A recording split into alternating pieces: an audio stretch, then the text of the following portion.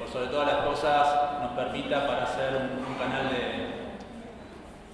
como un vehículo de transmisión de ciertos libros, que es lo que nos interesa trabajar. Ya hemos pasado por, en taller hemos presentado a Adrián en una anterior ocasión y luego a Pancho Guillermo y a Nadie Valent. Y hoy tenemos bueno, la alegría de que la editorial Bifurcaciones de Chile haya querido que presentemos también en este lugar, en este contexto, su nuevo libro. Bueno, para comenzar, quería que Polo Jaimes también, como director de la carrera, haga una introducción iniciando la conversación. Y bueno, luego Ricardo Green, que es el editor de Bifurcaciones, es el que va a contar un poco el contexto del libro y por qué estamos acá. Muchas gracias. Bueno, confieso que estoy un poco... la verdad que es una gran alegría poder presentar en el ámbito de la carrera de arquitectura un libro, y sobre todo en esta asignatura que pertenece a la mayoría del auditorio. Es uno de los 2 días que se da la materia de proyectos.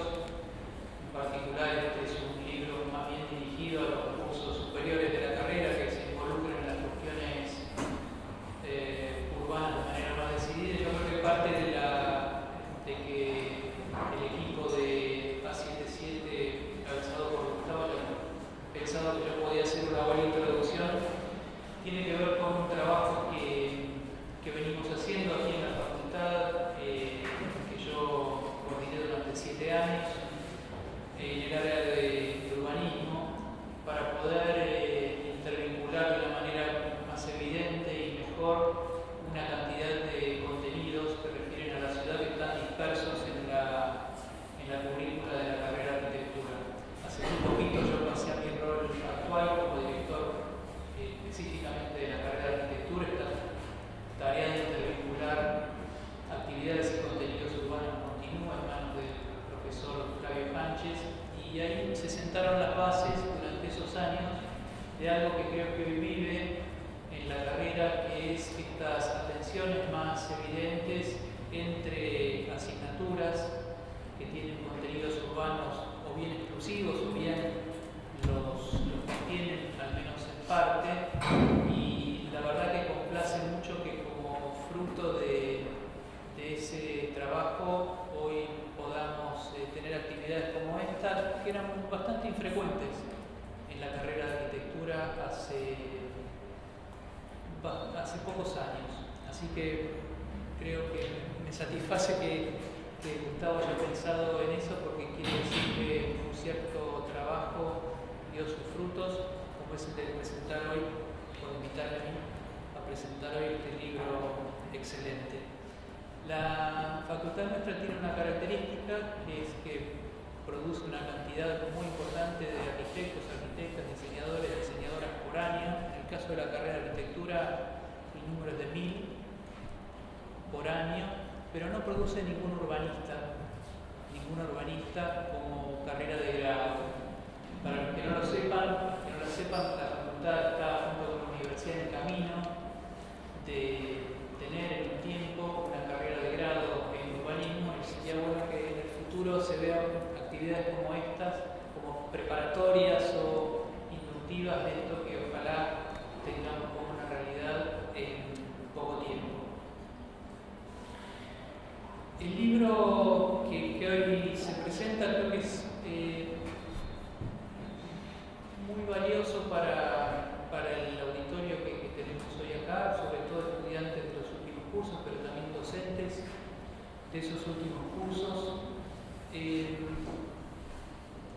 Creo que es muy importante que las nuevas generaciones, yo también soy titular del taller de proyectos, formar a nuevas generaciones de profesionales que tengan un anclaje teórico muy evidente para su práctica futura, que puede ser una práctica desde la edificación concreta en el campo de la ciudad o de la metrópolis, pero también puede ser el pensamiento. Cada vez más es evidente que va a ser muy difícil poder encarar una práctica profesional valorable en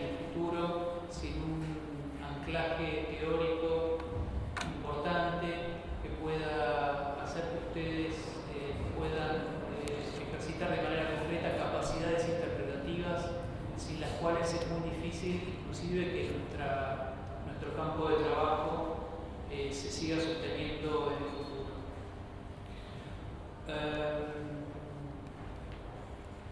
Aquí el libro que se presenta, cuyo título es Conocer la ciudad, sería interesante, y algunas de las intervenciones seguramente que hoy vamos a escuchar también hablarán de la segunda dimensión, que me parece que puede ser de interés del autor, que es producir la ciudad, ¿no? Conocer y producir la ciudad físicamente. Y creo que yo leí ya algunos de los contenidos del libro, en particular la introducción de García Campini, que me pareció excelente, y algunos de los contenidos más en particular el de Adrián. Y yo creo que es muy valorable que aparece en este libro algo que es una crítica de últimas posiciones o posiciones de los últimos años de estos campos de conocimiento respecto a un cierto estado de cosas en la actualidad en la cual había un desvínculo entre estas dos dimensiones de conocer, interpretar la ciudad y producirla de alguna manera. Creo que eso es un atributo importante del libro y de gran interés para ustedes. Termino diciendo, quería destacar, antes de terminar diciendo, dos frases o dos líneas de la introducción de García Campini que me parecieron especialmente interesantes para ustedes como auditorio. La crítica, la primera, de un, como él lo llama, resignado acomodamiento a lo inmediato, ¿no? Y la segunda, que es una pregunta que está al final de su introducción, que dice: ¿a quién benefició la desvalorización de las ideas de proyecto y de ciudad? Son dos líneas muy interesantes para dejar en esta introducción breve.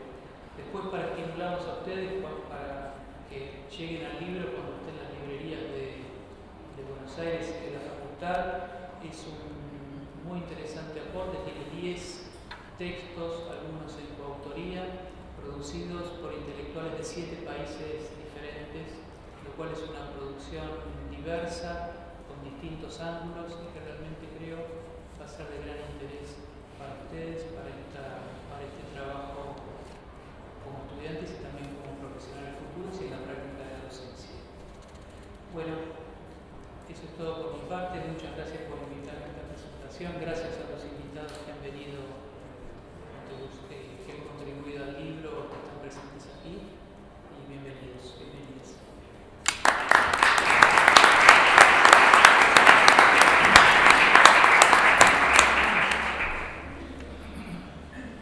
Muchas gracias por estar acá. Sé que muchos están obligados, pero me agradezco. Muchas gracias a Gustavo por abrir este espacio y a los panelistas por haber accedido. Los y las panelistas. No voy a hablar tanto del libro porque con estos panelistas como que apabullan un poco, pero voy a hablar del contexto del libro. Y es realmente particular estar acá presentando el libro. Es realmente particular estar acá porque fue en este mismo lugar, en este edificio, hace casi justo 15 años, en abril del 2004, que comenzó el proyecto de educación acá. Yo era estudiante de la maestría de urbanismo en Chile, en la Universidad Católica, y junto a que después fue el cofundador y socio por un tiempo de la revista, vinimos a las jornadas nacionales urbanos, las primeras jornadas nacionales urbanas que se realizaban acá. Y ya veníamos con cierta molestia, o más bien frustración, ante la formación que estábamos recibiendo y ante el tipo de debate y aproximación al urbano que circulaba, ¿no? Como discursos dominantes o aproximaciones dominantes. Y nos parecía que debía haber algo más. Y fue acá, en esas discusiones, en estas jornadas, conociendo una serie de personas sumamente interesantes y escuchando sus trabajos, que dijimos: tenemos que hacer una revista que pueda ofrecer algo más o otras lecturas acerca de las ciudades. Así que me gusta mucho y agradezco mucho estar acá ahora a los 15 años.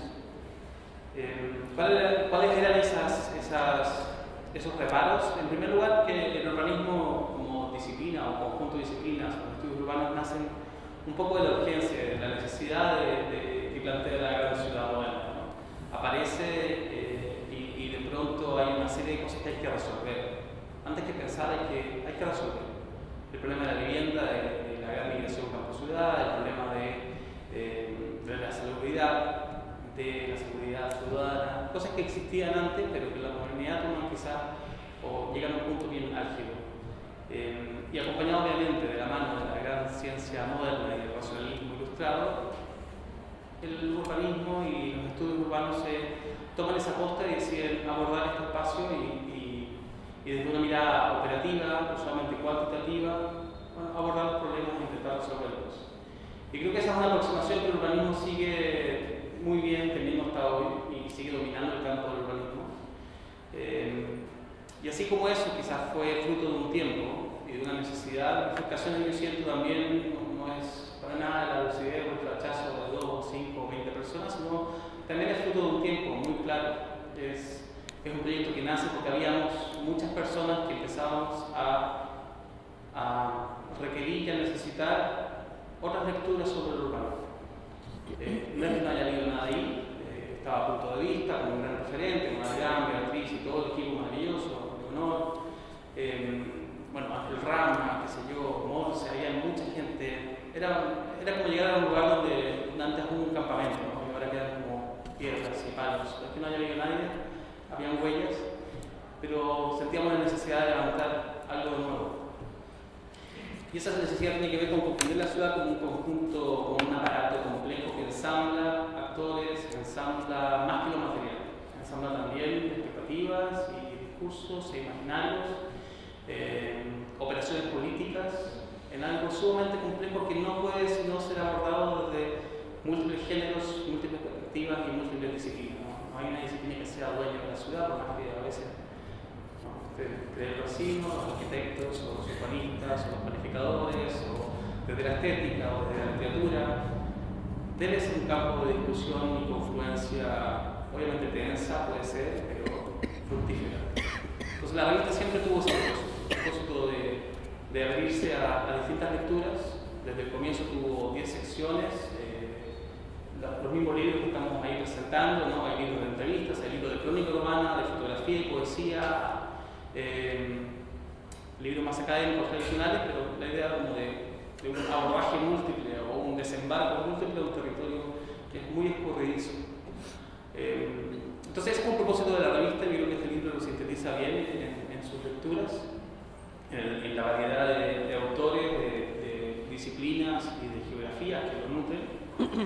Por otro lado, también creo que la necesidad que nosotros vimos para afrontar bifurcaciones tiene que ver con una retracción del Estado, en un momento en el cual la ciudad dejó un poco de ser planificada y pensada por actores que, para bien o para mal, intentaban apuntar a un bien común o pensar en un espacio común, y comenzó, especialmente en Chile, a ser planificada, bueno, no sé, también, ¿no? Mi tesis doctoral es acá, estuve con Urbano y también la retracción del Estado fue brutal. Y ante eso era necesario dejar de mirar o atender solamente lo material y empezar a escuchar otras voces, o escuchar voces en partida, cosa que en la planificación muchas veces usualmente no estaba. Entonces, recuperar lo cualitativo como una aproximación al urbano, recuperar los sentidos y los imaginarios, nos parecía vital. Y no solamente en términos de práctica, sino también cómo esas prácticas configuraban ciertas representaciones que se hacían circular y cómo esas representaciones también tenían un poder de reproducir y transformar la realidad. Entonces, para nosotros cualquier cosa era interesante de ser estudiada, cualquier cosa que llevara un potente discurso urbano, ¿no? Desde las canciones del punk de América Libre, que hemos publicado, hasta la fotografía, hasta los discursos de los planificadores, de los instrumentos, los paisajes sonoros, cómo huelen las ciudades. Todo configura un modo de ser y de vivir en lo urbano. Por otro lado, estoy terminando, planteamos también la necesidad quizás de atender el contexto. Nosotros nos inscribimos en un comienzo en el campo de los estudios culturales urbanos. Y los estudios culturales muchas veces pierden el contexto. Es muy fácil o muy recurrente tomar un objeto y obnubilarse por el fetichismo de un producto. Voy a hacer una reseña de las películas de Scorsese o de Manhattan, de Woody Allen, voy a, no sé, Ataque 77, voy a armar esta canción y eso pasa mucho. Nosotros recibimos mucho de ese material de identificación y nosotros tratamos de ir un poco más allá y comprender los productos culturales como parte de un entramado mayor. No analizarlos en sí mismos, sino en su producción política, en su producción social y cultural. Y creo que eso es importante de siempre tener en cuenta y enriquecer de nuevo la lectura del urbano. Por otro lado, lo espacial nos parecía muy importante porque curiosamente pasa, y lo seguimos viendo, creo, podemos estar equivocados, pero es el diagnóstico que lo espacial, curiosamente, muchas veces no comparece. No es fácil ver lo espacial, no es fácil comprender la dimensión espacial de los fenómenos y comprender cómo el espacio opera, incluso en arquitectura, incluso en urbanismo, sobre todo en urbanismo y en geografía menos. En urbanismo pasa muchas veces que lo espacial, claro, se atiende, pero solamente como un epifenómeno, solamente como un efecto de otras cosas, como un efecto de relaciones de factores de producción, de relaciones de poder, de relaciones de género, pero el espacio, creemos, tiene una autonomía. Puede ser pensado también como una variable independiente, que modifica, que transforma la realidad. Y darle esa autonomía a un espacio que también hemos tratado de nutrir, y creo que de nuevo este libro lo intenta y logra algunos autores momentos muy interesantes. Y por último, quiero mencionar también, el proyecto siempre ha tenido un propósito de libre difusión del conocimiento, desde el primer número, que sacamos la revista, también los libros, y todas las otras cosas que hacemos, tenemos documentales, plataformas cronofotográficas, etc. Siempre ha tenido la pretensión de hacer circular el conocimiento lo más allá posible, lo más rico posible, sin fines de lucro, gratuito, libre acceso. Todo lo que publicamos en la revista desde siempre es digital, y hay un propósito de que sea digital, pero también está en Creative Commons, cualquier persona la puede reproducir siempre que sea sin fines de lucro y se mencione el autor y la fuente, pero gratuitamente alguien puede colgarlo en su blog, hacerlo circular, y no es solo que no haya problemas, sino que está muy bien y queremos que eso pase, ¿no? Que las cosas circulen, se discutan. Los libros también, ¿no? Hay varios que lo estamos liberando, sin fines de lucro, todos tienen un pequeño texto, lo puedo leer brevemente. No sé, ustedes conocen los clásicos avisos legales de los libros, te dice, si fuésemos una editorial cualquiera, les diríamos que este libro está protegido bajo todas las leyes conocidas y por conocer, como una amenaza usual, y que no pueden reproducir, duplicar, replicar, retipiar, clonar, teletransportar, cartelar, fotocopiar, ni leer en voz alta ningún fragmento sin autorización de nuestros abogados. No tenemos abogados. Pero porque no lo somos, les permitiremos hacer todo lo anterior e incluso jactarse de ello, pero deben montar autor y fuente y no pueden venderlo comercialmente porque están hip tampoco. Entonces, bueno, están para libre circulación. Hay libros, por ejemplo, de Salcedo, bueno, él fue una persona muy importante para nosotros, un gran pensador del urbano y posmoderno, y murió, y ese libro está 100%, no todas las utilidades para la familia. Nadie cobró un peso para ese libro. Tenemos otro libro de género ahora y estamos trabajando con escuelas para que circule. Entonces nos importa que esto también tenga un efecto, que se discuta. Y esas son un poco como las balizas básicas de nuestro proyecto. Este libro recoge eso, creo que sintetiza bastante, como digo, esas pulsiones básicas. Hay geógrafos, hay arquitectos, y ofrece distintas lecturas sobre el urbano. Espero que lo compren, espero que les sirva además como para pensar sus objetos de estudio. Así que eso, muchas gracias por venir de nuevo y escuchemos ahora a los grandes. Gracias.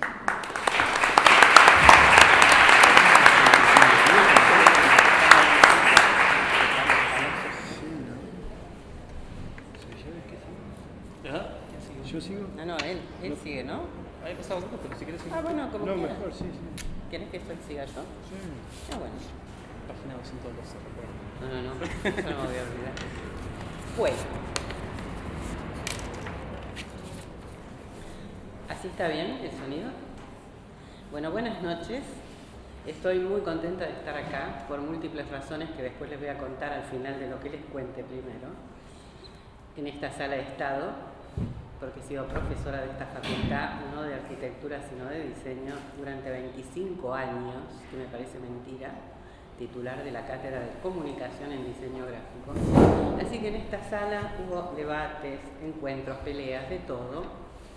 Así que digamos que me trae esos múltiples recuerdos.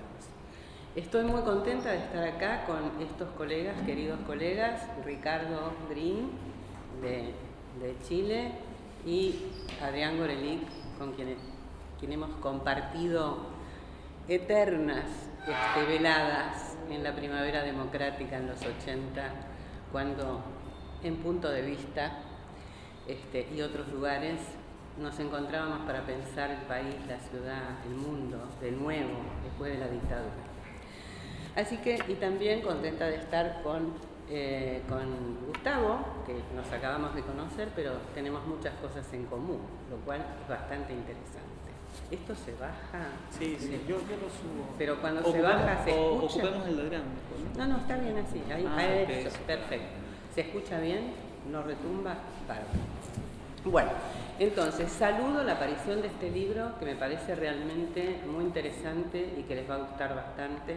No es un libro que se recorre con placer del principio al fin, no siente una que se aburra en este recorrido. Cada artículo, cada capítulo descubre otra mirada, pero entre ellos hay una relación, una articulación, lo cual es muy importante en un libro de autores varios. Entonces, me gusta también que, pese a que no dice en cada capítulo, en cada artículo que fue publicado de pronto antes en algún otro lugar, y uno no puede ubicar una temporalidad precisa, decir, bueno, tal fecha, tal otro, va adivinando por cómo vienen los artículos cuándo pudo haber sido escrito, en qué momento, ¿no? Así que eso también es como un desafío temporal, a ver cómo emerge este artículo, por qué, a qué responde. Entonces, bueno, la idea que me produjo el libro es que teníamos los autores una conversación grupal, por lo menos así lo leí yo.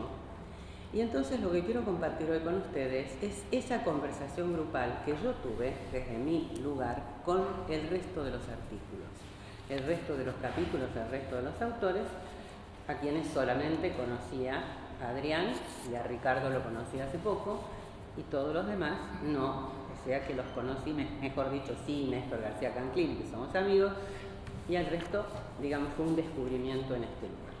Entonces iba a contarles un poco lo que me había pasado de esta conversación, pero como yo soy de letras, no pude menos que escribir, porque no sé decir las cosas de mejor manera que escribiendo. Pero no los voy a aburrir, espero. Vamos a ver. Entonces, este diálogo que hago con los distintos artículos tiene algo de cada uno, que es lo que yo recojo, o sea, en dónde establezco la relación, la sintonía, y algún recuerdo de algunas ciudades por las que anduve yo también y que vienen a cuento de lo que se cuenta. Entonces, me gustó mucho el prólogo de Néstor García Canclini, cuyo saludo traigo a la mesa porque así le gustó decir. Vive en México, es un argentino, vive en México hace 1000 años, ustedes lo deben conocer, escribió muchísimos libros y es alguien que sobre las culturas híbridas, la ciudad, la cultura, las identidades, etcétera, ha, digamos, trabajado muchísimo.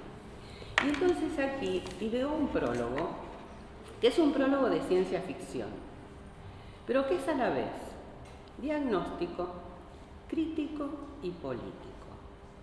Y poniendo en boca de un arqueólogo chino del futuro las anticipaciones distópicas que pueden hacerse en el presente. El chino mira desde su país, América Latina, se retrotrae, el arqueólogo, 20, 30 años, y busca qué pasaba por aquí en los comienzos del siglo XXI.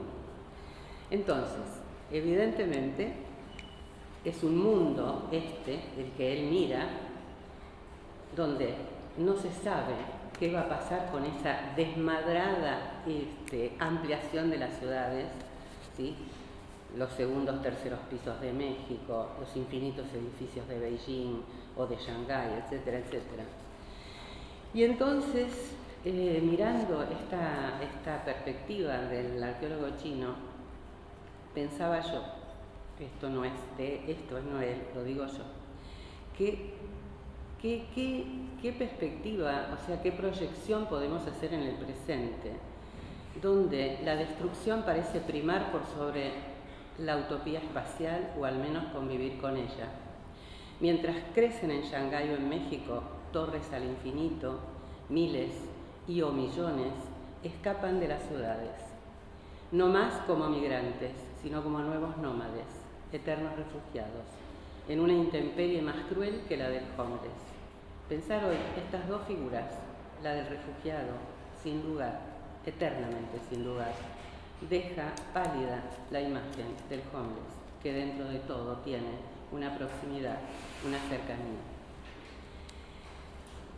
El devenir de la lectura va llevando por caminos que, haciendo honor a la editorial, todo el tiempo se bifurcan. La tensión entre la imaginación proyectiva y los imaginarios urbanos preocupa a Adrián, quien recupera la idea de una voluntad de transformación de la metrópoli en un lugar más democrático y más justo, donde proyecto e imaginación puedan ir juntos sin resignar la relevancia de la crítica. Esto me pareció fundamental. La identidad, el hábitus, según Bourdieu, y las representaciones sociales ocupan la atención de otra autora, Marta Rizzo, que tiende puentes desde México DF, una ciudad enloquecida y enloquecedora, que abruma con los segundos y terceros pisos de autopistas y deja muy lejos la idea de imaginación. Si el mapa, la cartografía, es importante, según dicen otros autores, esa es sin duda una ciudad sin mapa, una cartografía imposible que desborda toda idea de límite. Lo he vivido en México, o sea, la sorpresa de bajar de una de sus colinas y ver un mar de luces sin fin y no poder identificar justamente ningún mapa, ningún lugar, porque los límites se extienden todo el tiempo, todo el tiempo.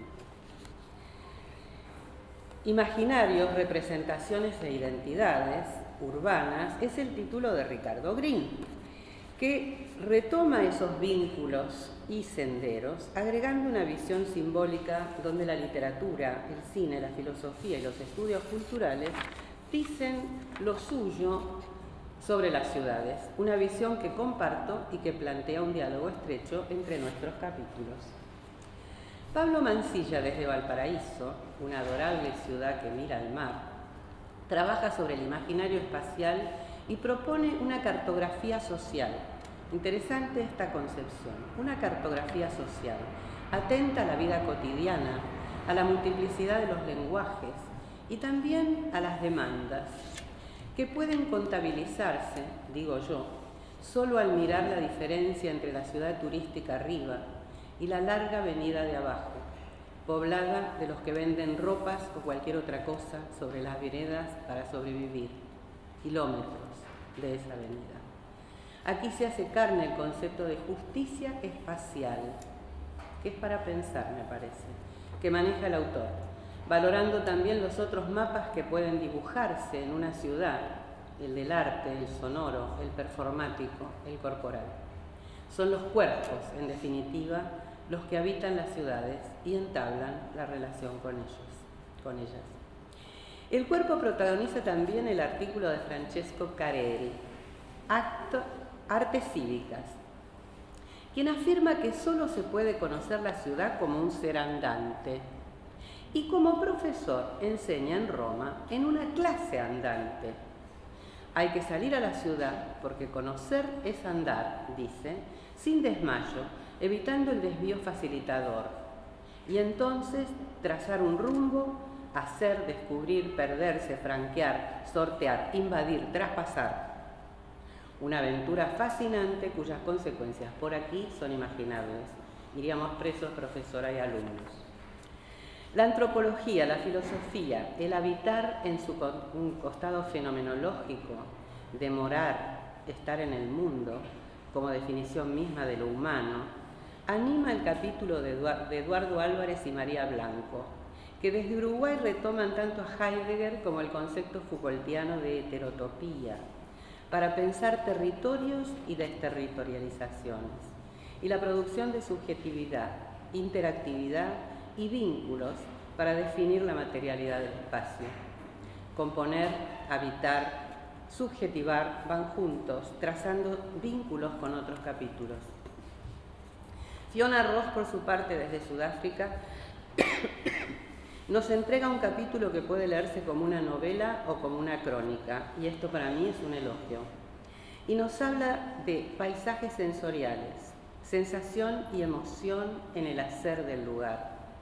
Un asentamiento en Ciudad del Cabo, The Park, construido en los 90, para dar lugar a los más vulnerables en el país del apartheid, donde la autora, desde la concepción de espacio de Doreen Massey, que ambas compartimos, el espacio como una espacio-temporalidad construido por interacciones e interrelaciones, y entonces un espacio clasista, generizado, político, descubre hasta qué punto se dan allí esas coordenadas, cómo los tránsitos y las actividades de la vida cotidiana trazan senderos de orden o precariedad, decencia o indecencia, discriminación o amenaza. El espacio es entonces una construcción donde lo corporal, lo sensorial y lo emotivo imponen andares y percepciones y ordenan el tránsito de las mujeres, sobre todo, destinadas solamente a las tareas de reproducción de la vida, y a los distintos andares de los hombres, que pueden darse también, permitirse el lujo de ir alguna vez al bar. Y podrían trazarse entonces, dice Fiona, mapas visuales, sonoros, de olores, de afinidades, de vecindad, la creación de espacio con los cuerpos.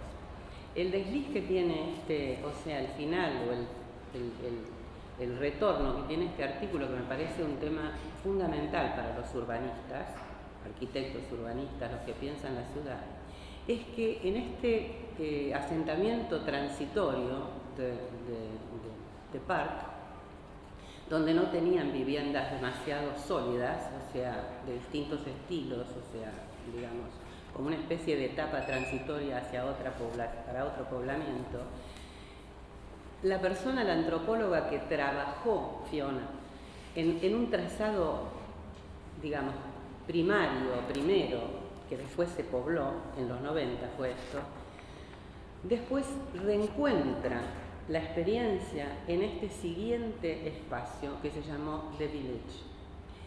Y entonces, esta gente que tenía ahora casas formales, con paredes de material y techo a 2 aguas quizá, se encuentra absolutamente ajena a esos lugares.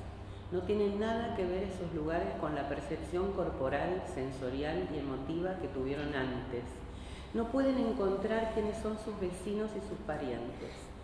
Aunque estén a 2 o 3 cuadras de distancia, les parece que es una distancia infinita. Hasta se pierden al querer buscar su propio lugar, pese a que estas casas ahora tienen números muy concretos y en escala. Esto creo que pone un problema que en Chile, por ejemplo, se ha estudiado, una tesista lo ha estudiado, cómo partiendo de asentamientos, de poblaciones transitorias, pasar a lo que llamaríamos vivienda social, que en general es una vivienda que poco se piensa en relación a qué quieren y qué esperarían aquellos que van a poblarla, aparte de estar en otro lugar. También ella registra en ese trabajo que hizo, muy así de cualitativo y cercano, con entrevistas a pobladores, la idea de hogar. ¿Qué es un hogar? El lugar donde se llega por azar, el lugar donde finalmente hay un techo y una pared. El hogar es donde estamos en relación con los otros, donde nos sentimos en comunidad.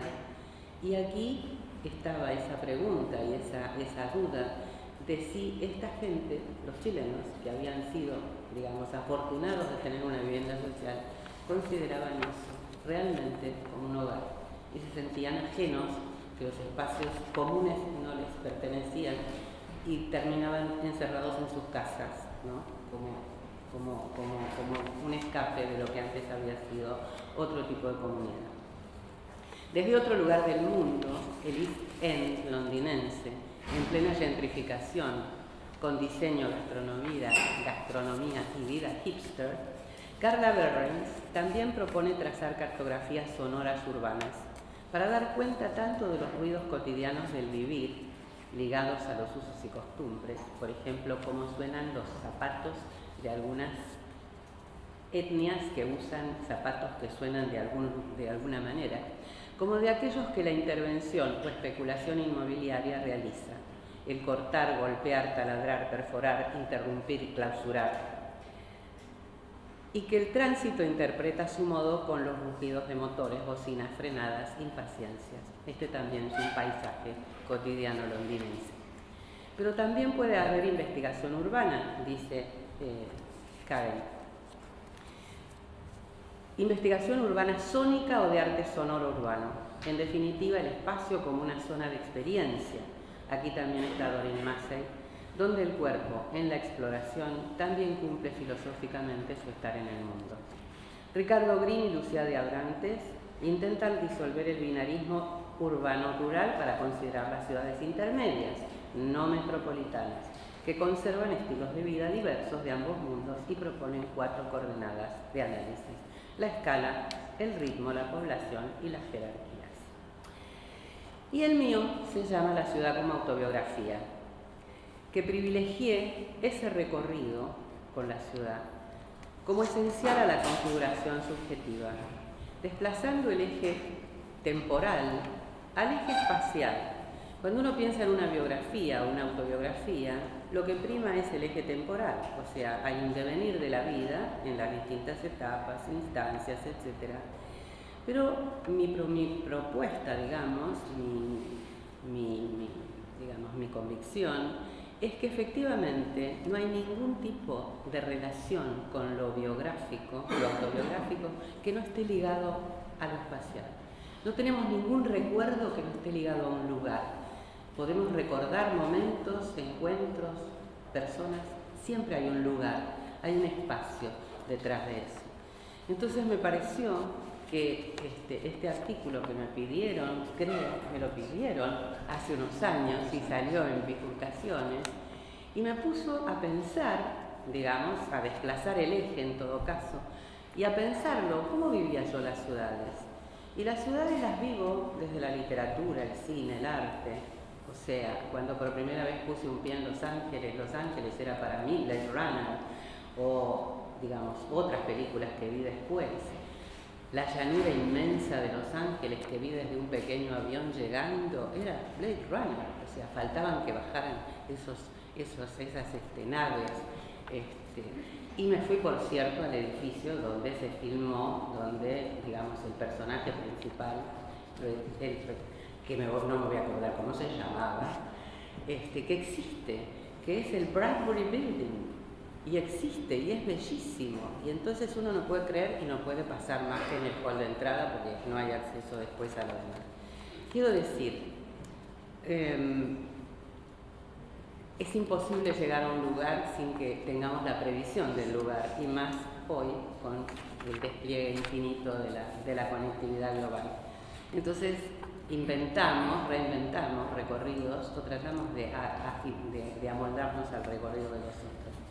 Y entonces, no voy a hablar mucho más de mi artículo, obviamente, si el que quiere leer, que lea, pero básicamente tenía eso, como un recorrido, una reflexión sobre lo biográfico, lo espacial y lo corporal también, es decir, de qué manera experimentamos los lugares, los ambientes, las ciudades, la ciudad natal o la ciudad donde uno vive, donde de pronto pasamos por esquinas y lugares que nos recuerdan seres y cosas. Pasamos por lugares que tienen marcas terribles de la dictadura, las baldosas que recuerdan. Pasamos por la AMIA y las escuelas judías, con todo lo que las separa de la calle, porque obviamente recordamos lo que allí pasó. Y entonces la ciudad también es un mapa de cosas que nos recuerdan nuestra vida común, social, política, etc., al par que nuestra vida personal. Y para terminar, una anécdota. Conocí a Doreen Massey en Inglaterra, que estuve haciendo una vez una estadía para investigación, y le pedí un artículo. Doreen Massey es una gran biógrafa cultural inglesa, cuya concepto de espacio-temporalidad es fundamental y varios autores y autoras la toman. Y entonces le pedí un artículo para un libro que yo estaba compilando que se llamó Pensar este tiempo y tenía un subtítulo Espacios, afectos, pertenencias. Y entonces cuando estaba hablando con ella, ya habíamos hablado antes, pero volvimos a retomar para ver cuándo me podía mandar ese artículo. Entonces le digo, ay Dorín, me acuerdo que yo en realidad tengo un libro que se llama El espacio biográfico, que fue mi tesis doctoral. Le digo, y mi concepción del espacio allí era igual a la tuya, pero yo todavía no te había leído. Entonces me dice Dorín, bueno, quizá vos también sos geógrafa y no te diste cuenta antes. Entonces, bueno, para terminar, este lugar, como dije al principio, también tiene que ver con mi biografía, o sea, pasé 25 años viniendo una vez por semana, subiendo y bajando escaleras, encontrándome, viniendo a los exámenes de los alumnos, etcétera, etcétera. Estuve en esta sala varias veces también con eventos, coloquios, etcétera. Y por eso, yo que soy de letras, que no soy ni socióloga, ni urbanista, ni arquitecta, ni historiadora, propongo que para conocer la ciudad no hay mejor modo que la transdisciplina, es decir, pensar y conocer la ciudad a través de la literatura, el diseño, el arte, la filosofía, la crítica y la política. Gracias.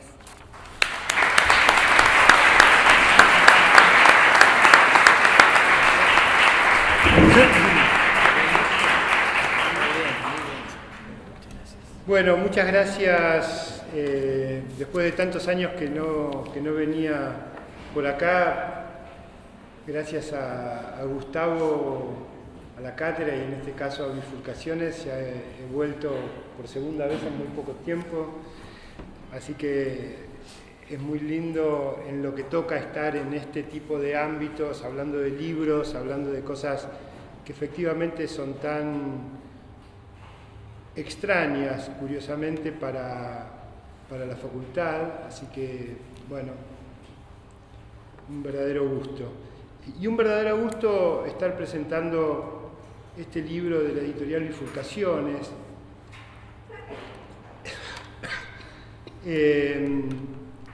Se ha producido en las últimas décadas una transformación gigantesca del mundo editorial y no hay que ir tan atrás en el tiempo para saber que durante algún periodo, no solo en toda América Latina, sino también en España y en Brasil, incluso se leían los clásicos de la arquitectura moderna y la renovación historiográfica de la arquitectura a través de editoriales argentinas, Nueva Visión, Infinito, fueron realmente muy importantes entre los años 50 y los años 70 para renovar los bagajes teóricos del pensamiento arquitectónico en el país y en todo el mundo de habla castellana.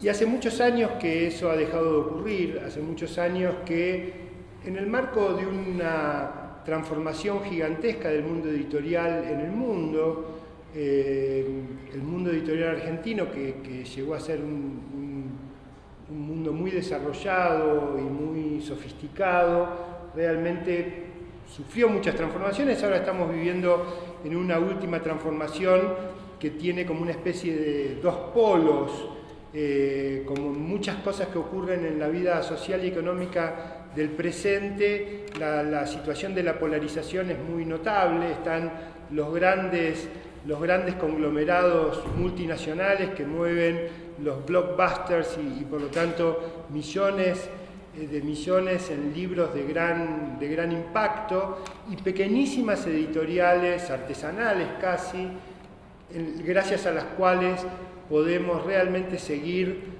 disponiendo de un catálogo literario, ensayístico, muy, muy sofisticado, pero que son prácticamente emprendimientos de vida, de personas que ponen ahí todo lo que tienen, que difícilmente obtengan algún lucro, con suerte logran mantener. Estoy hablando de muchas editoriales pequeñas Eterna Cadencia, Beatriz Viterbo, pequeñas, algunas menos pequeñas que otras, que son pequeñísimas de poesía, Godot, digamos, hay muchísimas, sí, hay muchísimas que son de muy dificultoso trámite.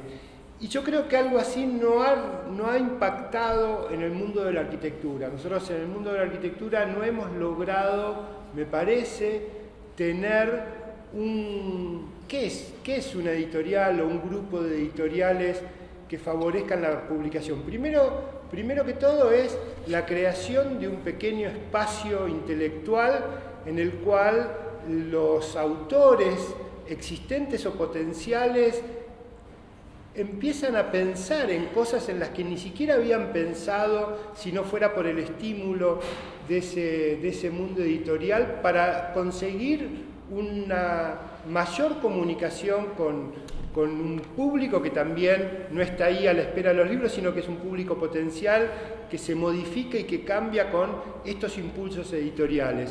A mí me parece que en la arquitectura argentina estamos muy carentes de eso, más allá de algunos intentos. Bisman, Krikowski, etcétera, no han logrado reponer lo que uno pueda llamar un mundo editorial en diálogo y productividad intelectual, y me parece que eso es lo que uno siente que Bifurcaciones está haciendo. No solo Bifurcaciones, ARQ en Chile tiene que es la editorial, digamos, de la Escuela de Arquitectura de la Universidad Católica. Realmente tienen programas editoriales que construyen una esfera pública de la arquitectura, ¿no? Y me parece que eso es bien interesante y es un placer, digamos, estar de alguna manera participando. Y esto tiene un antecedente sobre el cual me quiero detener, que es la revista Bifurcaciones. Es una revista digital, yo sé que está pasando por un periodo de transición, tal vez no se sabe a dónde, pero está un poco parada. Y sin embargo a mí me parece que lo que han hecho con la revista Bifurcaciones es fundamental sostenerlo y divulgarlo por una cuestión muy básica, digamos, ¿no?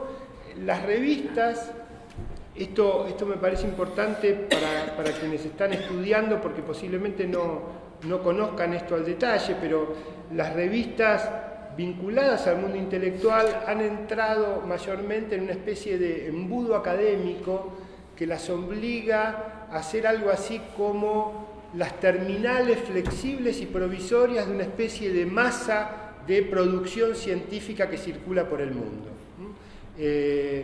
Ustedes habrán tenido la experiencia, ustedes googlean un tema o un autor y caen directamente en el artículo, y posiblemente la mayor parte de los que navegan en Internet ni saben en qué medio se publicó ese artículo, si formó o no parte de un proyecto intelectual. Y hacer una revista era una cosa muy diferente. Hacer una revista era justamente construir un proyecto intelectual donde el índice, el dossier, las temáticas de cada número, los autores a los que se invitaba, etcétera, formaban parte de una plataforma de ideas que tenía que ver con un grupo intentando comunicar un universo de ideas al mundo de potenciales lectores. La situación actual de las revistas académicas, que funcionan en una especie de automatismo del referato de pares, digamos, esto es algo que seguramente ustedes todavía no conocen bien, pero rápidamente van a conocer, ha pulverizado el mundo de las revistas a su mínima expresión, que son los artículos. Hay artículos que circulan por el mundo, que circulan por el éter, y a los que cada uno puede acceder desde su computadora, y me parece que la pulverización de la producción académica intelectual realmente está perdiendo justamente lo que significa la formación de grupos, de tendencias que elaboran programas intelectuales, y toda la vida en la modernidad un programa intelectual ha tenido como contracara necesaria una revista. No hay programa intelectual sin revista.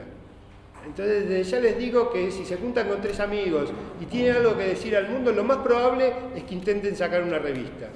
Esto que está muy favorecido hoy por internet, porque las revistas pueden ser perfectamente digitales, como es Bifurcaciones, en general lleva a las revistas a perder de vista qué es lo interesante de una revista, y es justamente esta suerte de programa de tendencia, de plataforma intelectual, y me parece que Bifurcaciones es uno de los pocos medios en nuestro mundo arquitectónico que todavía tiene detrás esta idea y que defiende esta idea, defiende la idea de que una revista es ante todo un programa y un proyecto intelectual. Y en ese sentido me parece interesante sostenerlo, porque esta editorial ya nace muy madura, digamos, y nace con una serie de líneas y de colecciones que realmente reflejan el entrenamiento, la gimnasia que este grupo ha tenido a través de la revista. Entonces me parecía importante señalar, antes que todo esto, la existencia de una revista en un mundo que ya parece no necesitarlas más.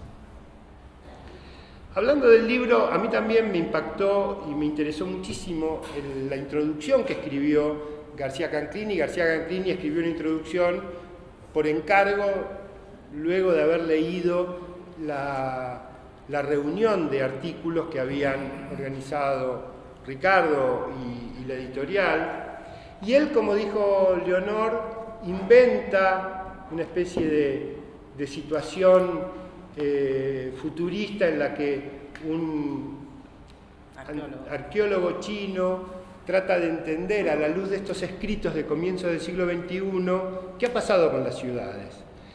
Y a mí me gustaría ser un poquito más drástico que Leonor en la descripción del contenido político del artículo de Néstor, porque yo creo que él dice algo muy fuerte y que va en la dirección de algunos de los artículos compilados en el libro, y es que él dice que lo que ocurre con las ciudades en un presente de 2030, que no es nada menos ni más que la radicalización de tendencias que uno ve en el presente. En ese sentido, Néstor no es tan buen escritor de ciencia ficción como más bien un buen diagnosticador del presente, que bien puede pensar que va a continuar en las próximas décadas, sobre todo a la luz de la urbanización precisamente en Asia y en China.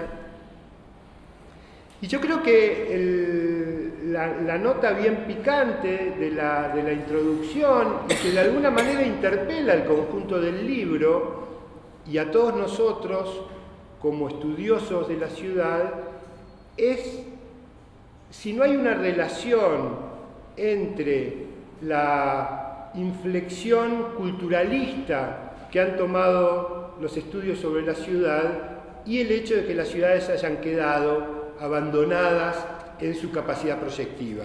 Esto obviamente es parte de alguna manera de lo que yo trabajo en ese artículo, que ya tiene 20 años, digamos, que es del 2000, y que estaba un poco escrito en el marco de un clima de ideas del cual para mí daba muy buena cuenta, sigue dando muy buena cuenta, un artículo bastante conocido de Rem Koolhaas, que es Whatever Happened with Urbanism, y que, como típicamente Koolhaas puede oscilar con mucho cinismo, entre una especie de celebración muy radical de las tendencias más contemporáneas del mercado y del marketing, y al mismo tiempo tener un ojo y una pluma enormemente crítica y sagaz para entender cuáles son las cuestiones que están detrás de esos procesos, como él juega ambos roles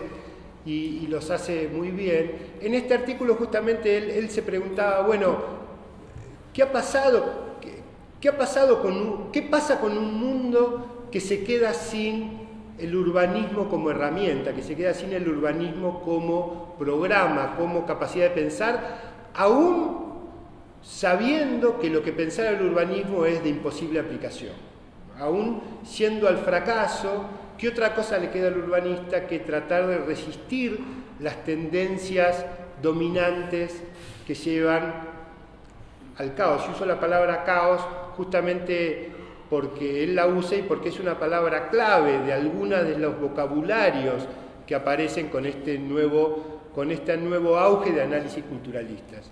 Entonces, lo primero que me interesaba a mí era, primero, colocar a estos enfoques culturalistas en una historia propia. Yo soy historiador y tengo la desgracia del historicismo, digamos, como forma de pensamiento.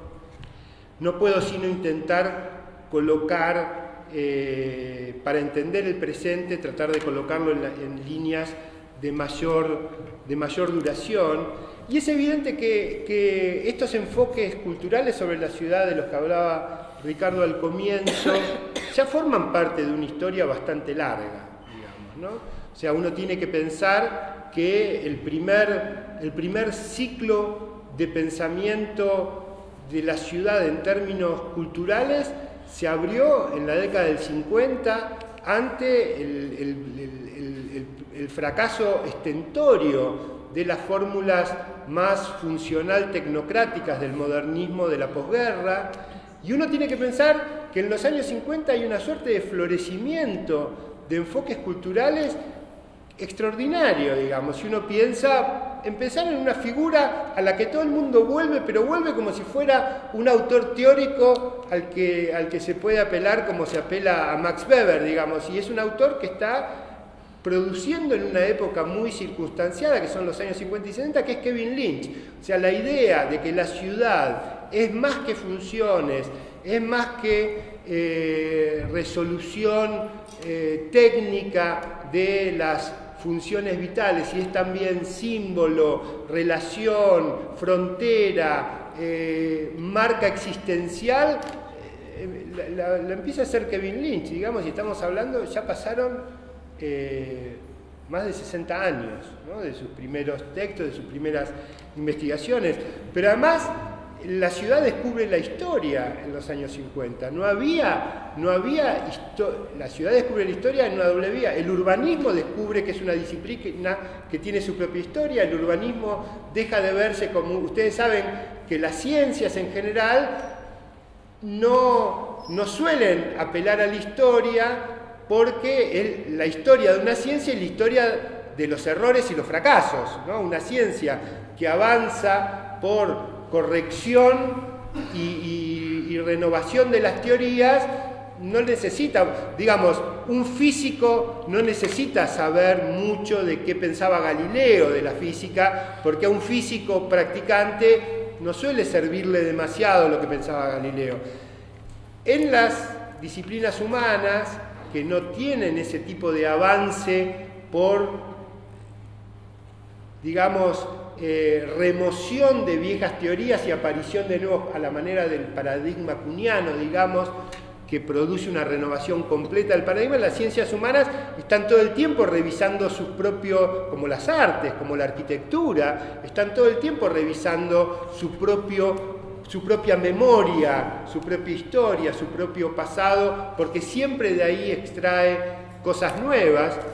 Y el urbanismo, que hasta ese momento se pensaba como una profesión técnico-científica, es en los 50 cuando descubre que tiene una historia, y las primeras historias del urbanismo, Benévolo, Joé, los Collins, etc., empiezan a escribir en 1960, 1962, 1963, pero también aparece una antropología de la ciudad, la antropología del espacio de Edward Hall, que para muchos de nosotros todavía seguíamos leyendo esos libros en los años 70 cuando estudiábamos, pero también los enfoques políticos sobre la ciudad, que puede ser Henri Lefebvre, que ahora está de súper moda, pero que escribe en ese mismo contexto de crisis del modernismo, las derivas situacionistas que ponían en crisis la visión funcionalista de la ciudad, la arquitectura de la ciudad del propio Rossi, digamos, que busca cómo la memoria, la historia, la experiencia personal está entroncada con el proyecto. Todas esas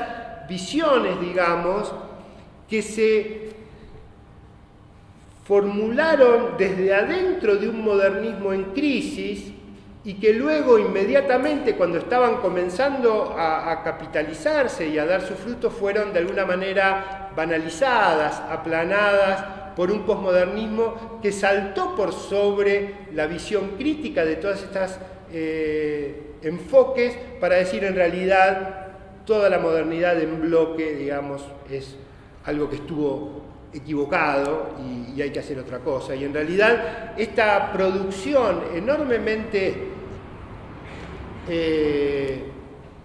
llena de matices sobre lo que era y estaba haciendo la modernidad.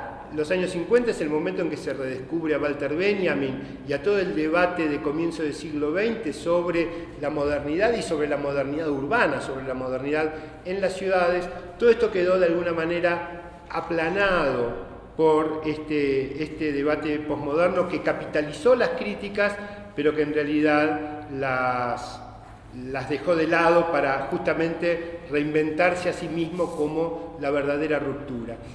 A mí me parece que a fines de los 90 estábamos viviendo una situación de alguna manera similar, en el sentido que se había producido, y eso es un poco lo que denuncia Kohlhaas en ese artículo, se había producido una situación paralizante en el pensamiento urbano que de alguna manera se había hecho cargo de que habían sido tan autoritarios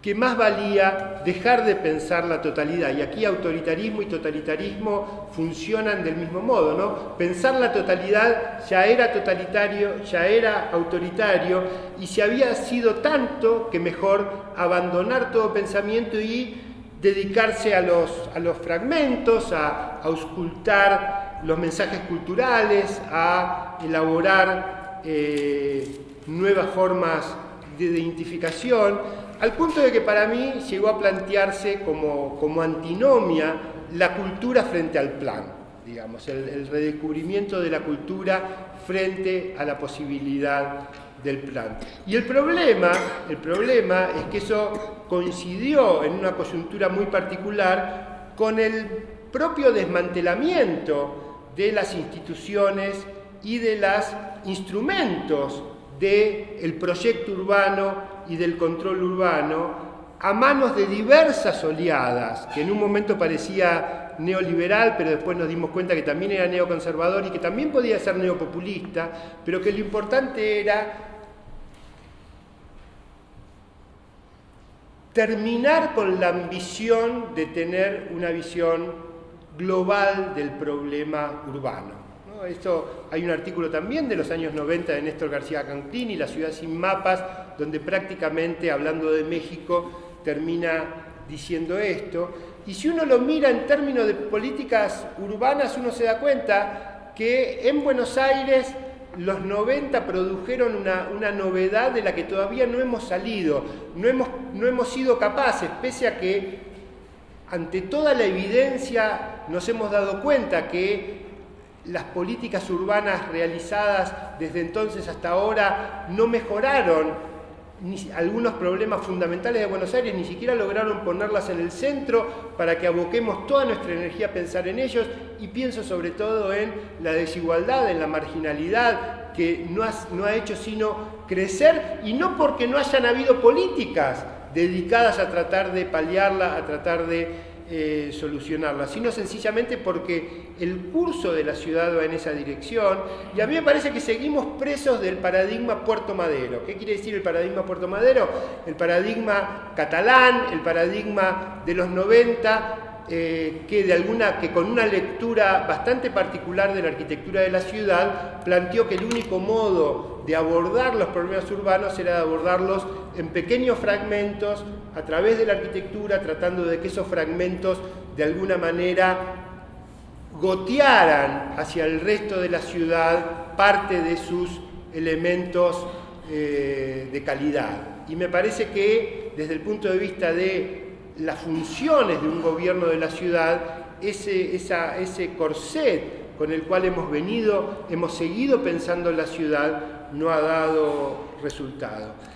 Y para terminar, lo que de alguna manera produjo un poco el artículo que contrapone imaginarios urbanos a imaginación urbana, que contrapone esta forma de pensar culturalista la ciudad con la necesidad de reponer la fuerza del proyecto, fue descubrir que tanto los cientistas sociales como los críticos culturales, como los artistas, seguían criticando el totalitarismo del urbanismo moderno como si todo el contexto no hubiera cambiado enormemente, como si hubiéramos seguido teniendo municipios fuertes, con urbanistas modernos fuertes, que seguían imponiéndonos planes generales fuertes, y no hubiésemos estado en una situación de absoluto derrumbamiento de las ideas globales de ciudad. No sé, si uno ve las instalaciones que siguió haciendo un artista internacional como Joseph Muntadas, ¿no? Que en los 70 era interesantísimo lo que hacía, porque realmente criticaba a un Estado fuerte, a un Estado que realmente tenía control, además era el Estado franquista, que realmente tenía dominio y control sobre lo que pasaba en cada barrio, y lo sigue haciendo a comienzos de los 2000, cuando en realidad ya no hay ningún Estado que controle nada, digamos, y lo que necesitamos es justamente reconstruir una idea de orden y no seguir criticando y burlándonos de un orden que no existe más, digamos. Y eso,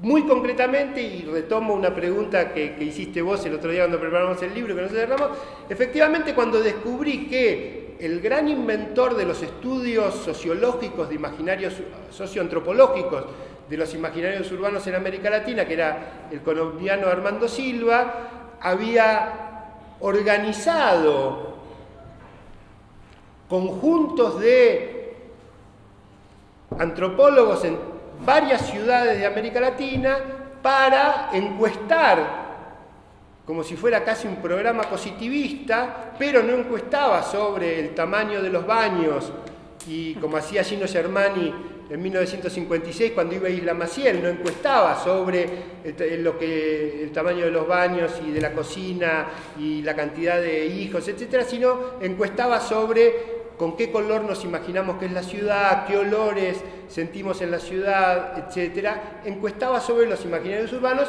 en un momento en que los alcaldes de las ciudades, los intendentes de las ciudades estaban demandando esos insumos como insumos para construir una plataforma de lo que se llama muy bien en inglés marketing urbano, de branding de las ciudades, en esta nueva situación en que las ciudades necesitan tener una marca cultural muy fuerte para competir en el mercado global de ciudades. Y entonces, cuando se me hizo tan evidente que lo que había surgido como una idea de la crítica cultural y de los estudios académicos para tratar de entender la ciudad por fuera de las vías castradoras, autoritarias del proyecto moderno, en realidad estaba confluyendo muy alegremente con una disolución de toda capacidad de proyecto que me parece que los urbanistas, los arquitectos,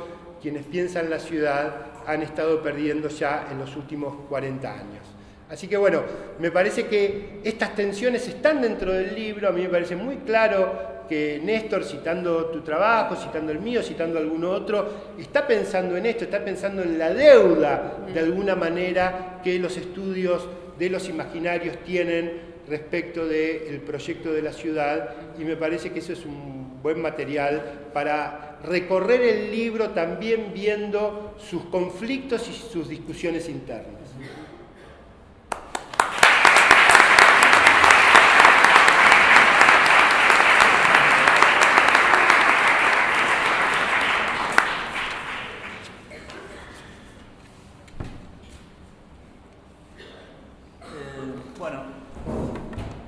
Retomo esto último que dice Adrián, porque en realidad ¿para qué es todo esto acá, en este lugar? ¿Para qué estamos hablando de esto?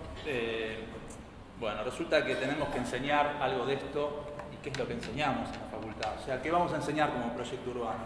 Da la casualidad que empezamos un taller este año nosotros como cátedra, y tenemos que pensar qué proyecto urbano enseñamos si el contexto, la situación sobre el urbanismo,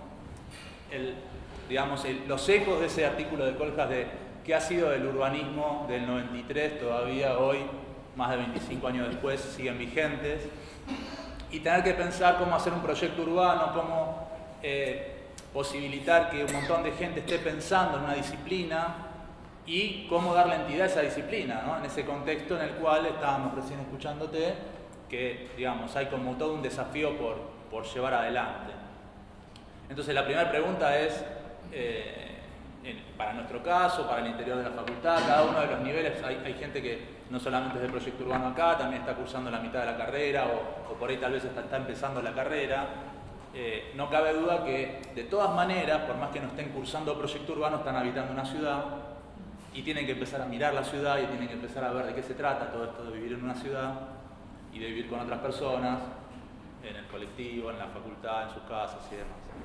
Y pensarlo de una manera como mucho menos inocente y mucho más protagónica en algún punto.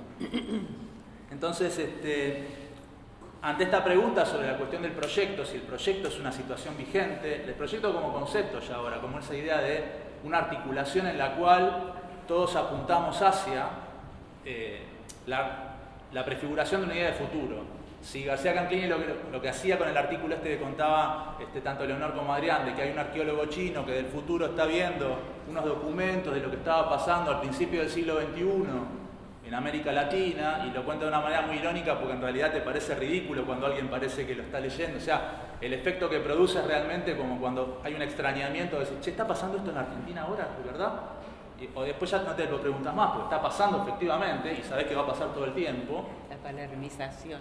Sí, o cuando habla de palermización el arqueólogo chino, como si fuera un concepto, ¿no? Un concepto internacional, ¿no? La palermización. Y si hiciéramos la palermización, o sea, está prefigurando que la palermización es algo que podría pasar, como todas las cosas que vuelven 30 años después, ¿no? Como los revival. Entonces, bueno, la cuestión es que en el libro, y un poco lo que voy a tratar de hacer es, yo leí el libro, no formo parte de él, pero digamos lo que digo, bueno, ¿para qué nos podría servir ahora? Y lo que puedo llegar a sacar como conclusión respecto a eso. Y en el libro aparecen dos formas o dos líneas de trabajo que me parecen interesantes, porque por un lado, el título es una invitación, conocer la ciudad, o es una premisa, la premisa de conocer la ciudad, ¿no? Y eso es algo que no nos mantiene ajeno a ninguno, porque mal que mal estamos viviendo todos en las ciudades, y no sé cuántos papers empiezan con más de la mitad de la población vive en ciudades. No, sí, el cliché del urbanista es empezar con esa frase, o de quien trabaja sobre asuntos urbanos. Y entonces, bueno, conocer las ciudades, bueno, ¿cómo conocemos la ciudad? ¿Qué herramientas tenemos? ¿Cómo la apreciamos? ¿Cómo la mensuramos? ¿Cómo la cuantificamos? Esa materia tiene que ver con un plano, si se quiere, contemplativo, desde el punto de vista de que cualquier persona podría hacerlo, pero ¿con qué interés lo hacemos? ¿Con qué interés conocemos la ciudad? ¿Para qué nos sirve conocer la ciudad? O ponernos a pensar sobre nosotros mismos. Vaya pregunta. Tendríamos que preguntarnos todos qué hacemos nosotros con nosotros mismos, y por lo tanto, por extensión, tendríamos que preguntarnos qué hacemos con nuestra ciudad. Si eso fuera tan fácil, digamos, ¿no? Entonces, primer cosa es que la ciudad es una invención, ¿no? Entonces, una invención fue una cosa artificial que en algún momento surgió y que ahora parece que fuera una cosa natural. Pero como toda invención, vieron que inventan el iPhone no sé cuánto, después sale el iPhone no sé cuánto, después viene Huawei y el iPhone se lo come, y después vendrá un chino más grande y se come un chino de Marte y se comerá el chino anterior.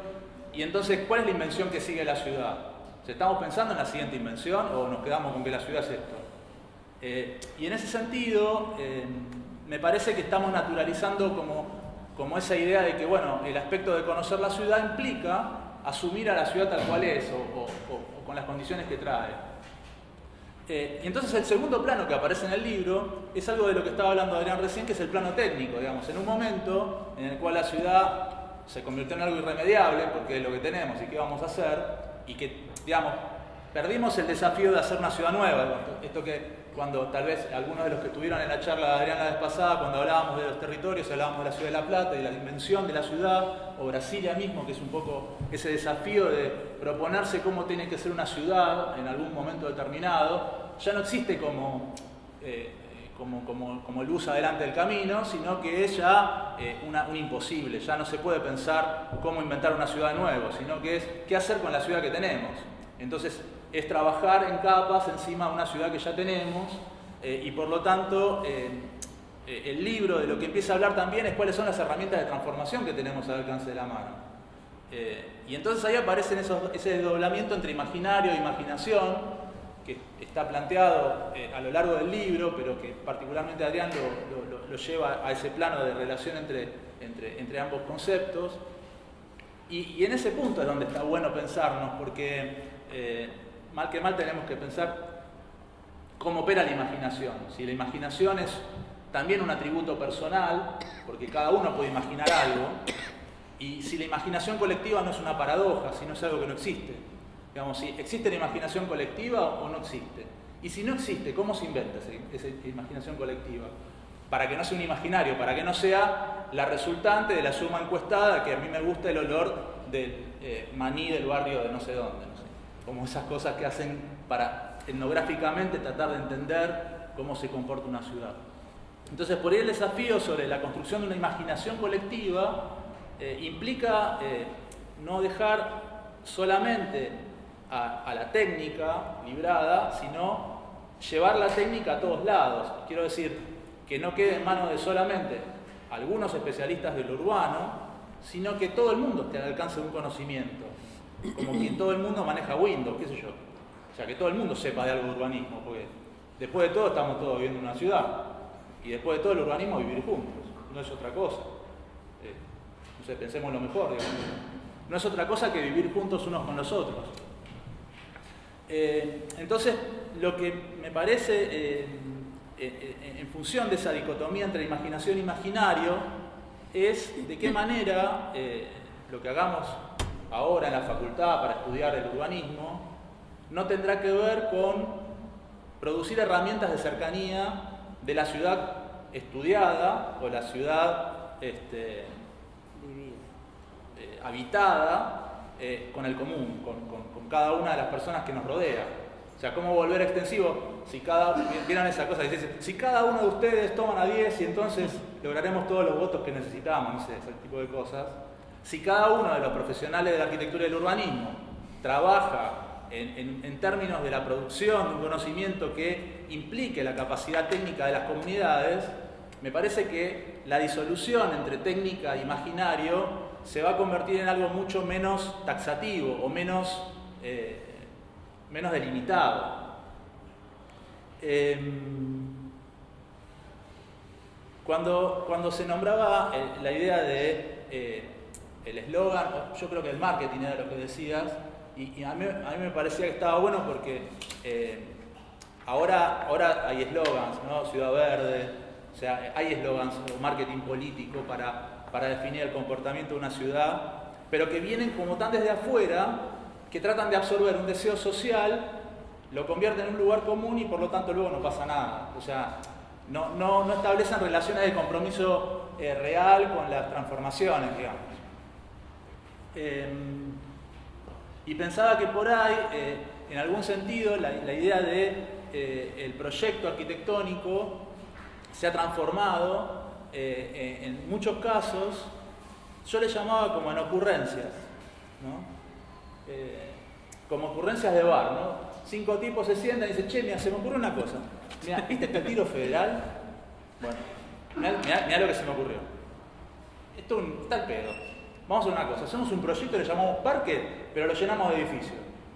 Eso es lo que va a pasar. Sí, estoy escribiéndolo como si fuera un Canclini medio berreta, pero digo, fíjense, digamos, ¿cuál es el grado de construcción de pensamiento asociado que hay entre ese episodio, que es la ocurrencia de un fenómeno que transforma una parte de la ciudad, que termina de consolidar algo que es después de todo una idea como de diagnóstico, que es lo irremediable está traducido en que las decisiones corporativas, las decisiones que tienen que ver con el capital financiero, con cómo se invierte, con cómo se desarrolla la ciudad, están supeditadas solamente a un tipo de decisión que es la ocurrencia. Digamos, se me ocurre que este terreno se puede usar para tal cosa. No hay capacidad de lectura urbana que diga, no, pará, vamos, ¿por qué no lo pensamos de vuelta? Pará, ya tenés que hacerlo, ya tenés que hacer el viaducto de la no sé dónde, o ya tenés que hacer, digamos. Y eso está también asociado a la construcción política de las estructuras de gobierno. Hoy hablábamos con Adrián de la transformación de Medellín. Medellín trabajó, por un lado sí trabajó con el modelo Barcelona en el sentido de producir marketing, decían Medellín la más educada, tenían como ciertas cosas relacionadas con heredadas del planeamiento estratégico y demás, pero han sido como muy eficientes para desarrollar planes o proyectos que asociaran a la ciudad en su conjunto y pensaran en el fragmento de análisis y de transformación de una manera determinada. Yo creo que comunicación, cultura y educación. Esos claro, tres significados. Trabajando como asociadamente las áreas de gobierno. Nosotros, una subsecretaría con una secretaría de no sé dónde, ya están peleados. No sé, como que hay imposibilidad de construir tándems asociativos en las entidades de gobierno, mucho menos en los grupos de interés económico y mucho menos en los grupos inversores de gran capital. Entonces, de repente podemos tener un gobierno que una parte está pensando en cómo sacar dinero del capital financiero y otra parte está pensando en cómo sacar dinero de la energía, pero, digamos, se está pasando en Argentina ahora, ¿no? Entonces, me sugería esta cosa de ciudad ocurrente como una particularidad del pensamiento contemporáneo que tenemos más cercano a nosotros respecto a cómo se trabaja en una ciudad. Y bueno, me parece que nos motiva mucho a pensar cuáles son las herramientas que tenemos que desarrollar para producir relaciones de comunicación mucho más directas con la comunidad a partir del conocimiento que podamos producir en las facultades.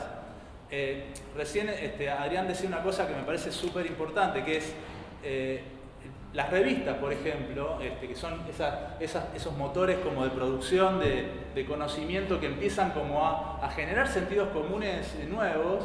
Por lo pronto que haya dos que discutan entre sí, por lo menos que haya 4 revistas. Digo, empezar desde el campo cultural, pero también trabajar para que ese campo cultural se convierta en algo traducible en la inmediatez de la comunicación, que ahora es uno de los agentes de trabajo más importantes de las redes sociales o de los lugares de establecimientos de instalación de noticias, ¿no? Y por otro lado, ¿cómo es la capacidad de que estas situaciones de registro que está invitando el libro de una manera como muy particular también, cómo se vuelven algo más cotidiano? Voy a repetir algo que hago todas las charlas que puedo, repetir como un mantra. Tenemos que llegar a las escuelas de alguna forma, tenemos que llegar a que podamos trabajar como materia pública los temas de construcción de ciudad y de vivir juntos. Me parece que la herramienta que empieza a tener que aparecer es una herramienta que supera la instancia del protocolo de trabajo de agencias de gobierno respecto a organizaciones civiles y respecto a... Tiene que empezar a coser desde otros lugares también. Digo la escuela, pero puede empezar a aparecer otro tipo de salidas, pero me parece que es tiempo de pensar de qué manera los proyectos urbanos empiezan a trabajar en términos de realidades posibles y no en situaciones abolidas porque el proceso de proyecto ya ha caído en desuso y ha sido criticado desde la posmodernidad esta parte. Bueno, nada más.